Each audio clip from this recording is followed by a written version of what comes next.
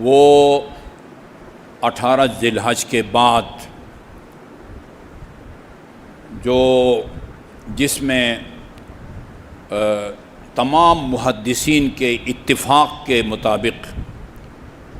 مقام غدیر خم میں رسول خدا صلی اللہ علیہ وآلہ وسلم نے امیر المومنین کا ہاتھ پکڑ کے اور بلند کر کے فرمایا من کنت مولاه فہذا علی مولاہ، وثوق سے کہا جاتا ہے۔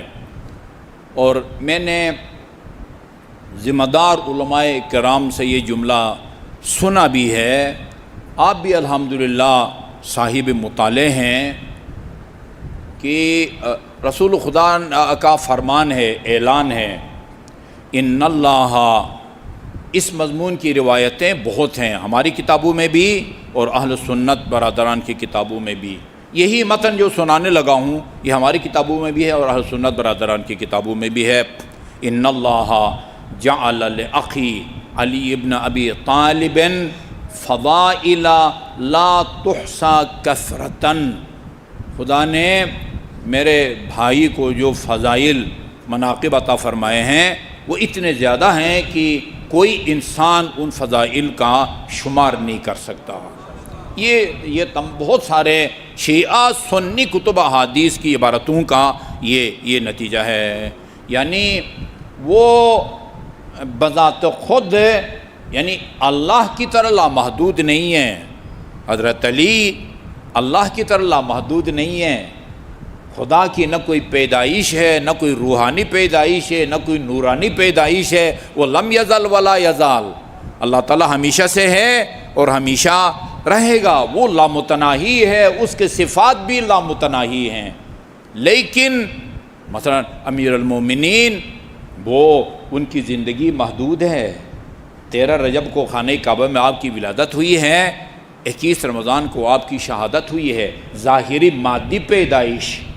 اور رسول خدا کا فرمان ہے اول ما خلق اللہ نوری، سب سے پہلے اللہ تعالیٰ نے میرے نور کو پیدا فرمایا، ساتھ یہ بھی فرمایا کہ میں اور علی ایک نور سے پیدا کیے گئے ہیں۔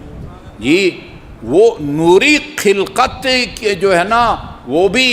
اس کا ایک آغاز ہے، نوری خلقت کا بھی آغاز ہے اور ظاہری اور اس دنیا میں مادی خلقت کا بھی وہ آغاز ہے، لیکن اللہ تعالیٰ نہ اس کے وجود کا کوئی آغاز نہیں ہے۔ بذات خود اللہ تعالیٰ کی طرح وہ محدود نہیں ہے، لیکن ان کے فضائل کا احصاء، ان کو شمار کرنا، گننا، اس کو کتابی شکل میں لانا یا اپنے دل و دماغ میں بھی ان کا تصور کرنا، یہ بشر کے بس سے باہر ہے۔ جی بہت ساری روایتیں آپ نے سنی ہوئی ہیں، اور اس حدیث کی روشنی میں آپ کی خدمت میں عرض کروں، جو بھی امیر المومنین کی فضیلت آپ سنتے ہیں نا کسی مستند عالم الدین سے، اس کو اپنی ڈائری میں نوٹ کریں۔ مثال کے طور پر اگر رسول خدا نے فرمایا ہے کہ انت منی بمنزلۃ ہارون من موسیٰ، یہ امیر المومنین کی ایک فضیلت ہے۔ فرمایا ہے انا مدینۃ العلم وعلی بابها، ضربۃ علی یوم الخندق افضل من عبادۃ الثقلین، یہ کل علم اس کو دوں گا جو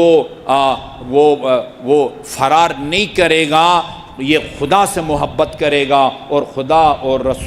رسول سے محبت کرے گا، کرتا ہوگا، اور خدا اور رسول اس سے وہ محبت کرتے ہوں گے۔ یہ تمام کے تمام فضائل وہ امیر المومنین کے ہیں، لیکن علماء کہتے ہیں کہ یعنی سب سے بڑی فضیلت، یعنی بے شمار، میرے اور آپ کے شمار کی طاقت شمار سے باہر جتنے بھی امیر المومنین علیہ السلام کے فضائل اور مناقب ہیں، ابن حجر ہیثمی کے اعتراف کے مطابق 300 قرآنی آیات صرف حضرت علی کی شان میں نازل ہوئی ہے، اس میں کوئی اور اہل بیت کا فرد بھی شامل نہیں ہے۔ 300 آیات، جتنے بھی امیر المومنین علیہ السلام کے فضائل ہیں، ان سب میں سب سے بڑی فضیلت جو ان تمام فضائل کا نتیجہ ہے وہ من کنت مولاہ فہذا علی مولا ہے، من کنت مولا فہذا علی مولا، اس لیے کہ وہ فضائل میں سب سے زیادہ ہے، علم ان کا سب سے زیادہ ہے۔ اقضاکم علی، اقضاکم علی، تم میں سب سے بڑا قاضی، حاکم اور شریعت کے مطابق، قرآن و سنت کے مطابق فیصلہ کرنے والا یہ علی ہے۔ وہ جتنے بھی آپ کے فضائل اور کمالات ہیں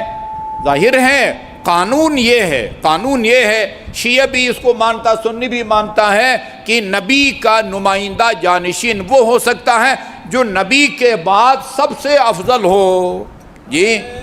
جو صلی اللہ علیہ محمد۔ وہ ایک واضح سی بات ہے، یہ کوئی دل آزاری والی بات نہیں ہے، جی۔ اکثر اہل سنت جو رسول خدا کے بعد حضرت ابوبکر کو پہلا خلیفہ مانتے ہیں، ان کو رسول خدا کے بعد سب سے افضل سمجھ کے ان کا خلیفہ مانتے ہیں۔ میں اگر حضرت علی کو پہلا خلیفہ مانتا ہوں اسی قانون کے تحت، میرے نزدیک سب سے افضل چونکہ حضرت علی ہیں، اس لیے رسول کا جانشین وہ ہوتا ہے جو سب سے، یعنی ان تمام بے شمار فضائل کا نتیجہ، اس کا ثمرہ یہ ہے کہ رسول خدا نے فرمایا جس کا میں مولا ہوں، جس کا حاکم، جس کا سرپرست میں ہوں، یا دوسرے الفاظ میں جس کے جان اور مال پر سب سے زیادہ مجھے اختیارات حاصل ہیں، وہی اختیارات میرے بعد علی تک منتقل ہوتے ہیں،